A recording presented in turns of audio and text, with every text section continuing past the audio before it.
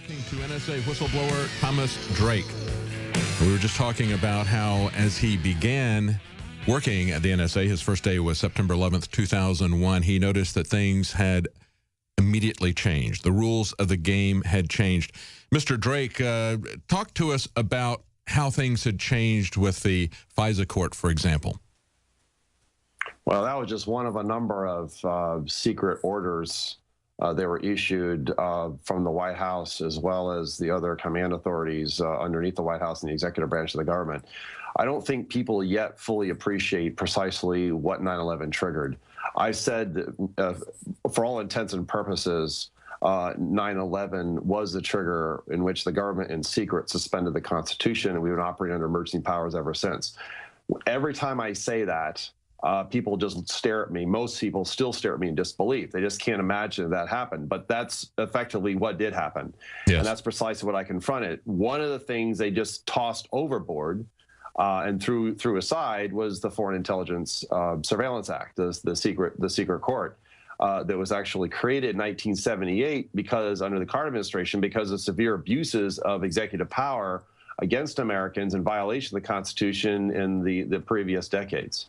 And of course, you and I are about the same age. We grew up watching the situation with Richard Nixon. We grew up watching the Church Committee hearings, the Pike Committee hearings, brought to the public's attention for the first time even the existence of the NSA. They've been secretly created by an executive order by President Truman.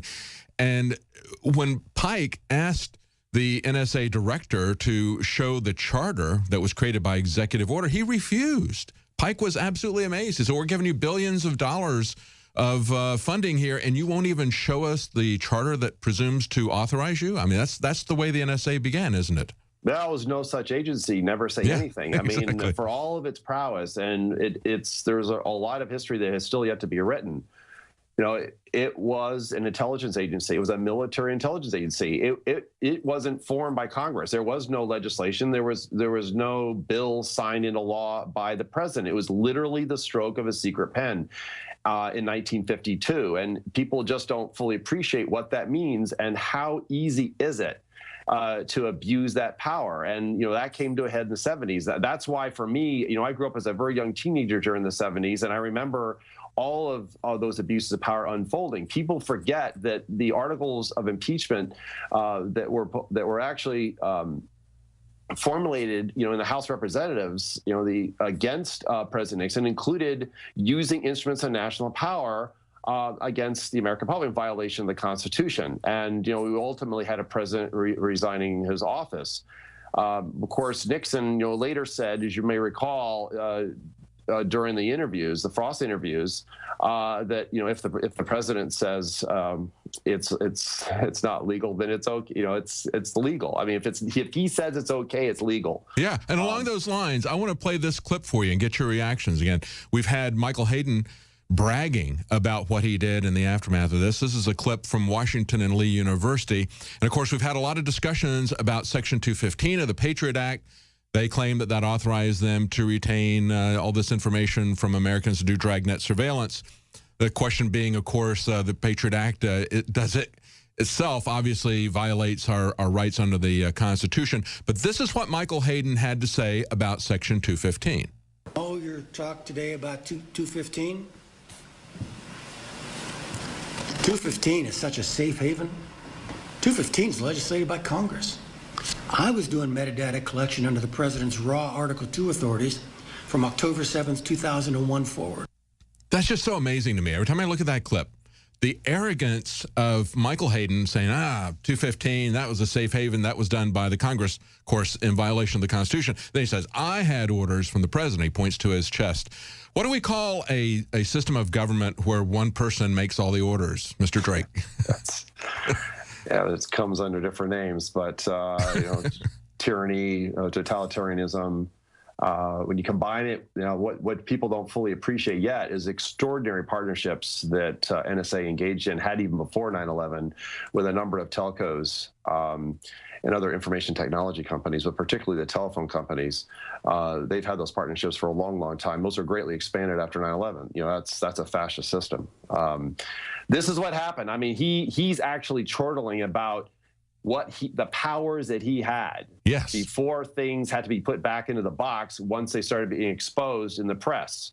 Yes, I guess that's one of the things. Raw executive authority is not the form of government I took an oath to support and defend. In fact, that's an alien form of government that is a direct threat to our republic. Absolutely. And you can see how much he loves that power in that clip and the other times where he's bragged about this.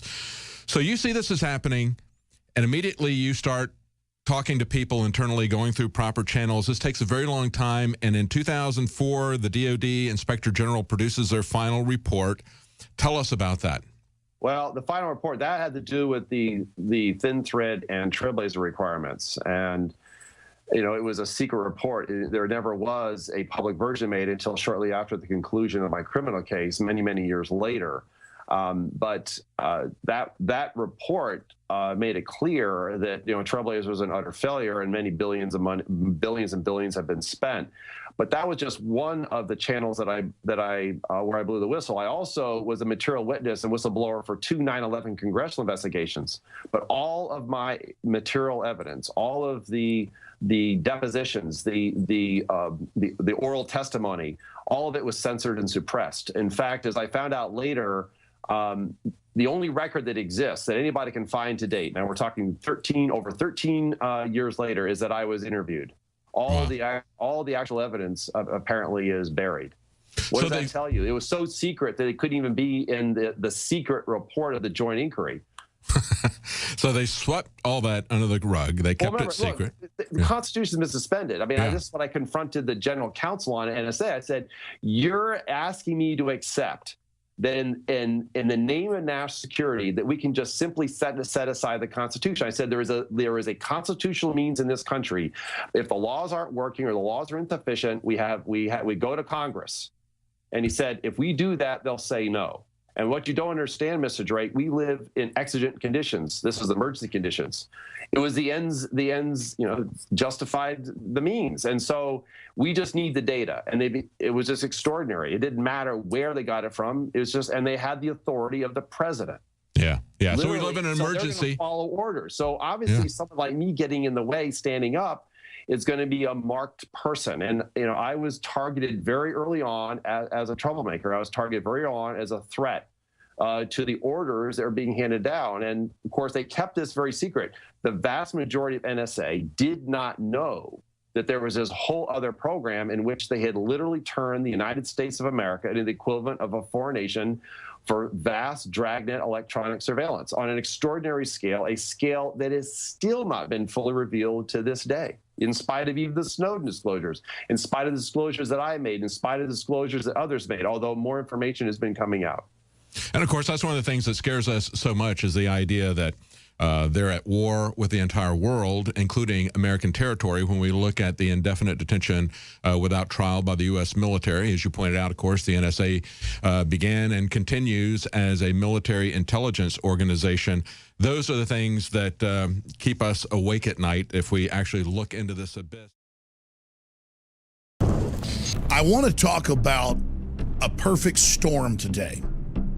And the perfect storm I'm going to discuss is a really good perfect storm. I have prayed, literally, to be able to find a high-quality gun sponsor that is affordable and that is extremely well-made and effective that I can promote to my audience. About 6 months ago, we get contacted by Head Down Firearms, hdfirearms.com. Low cost compared to competitors.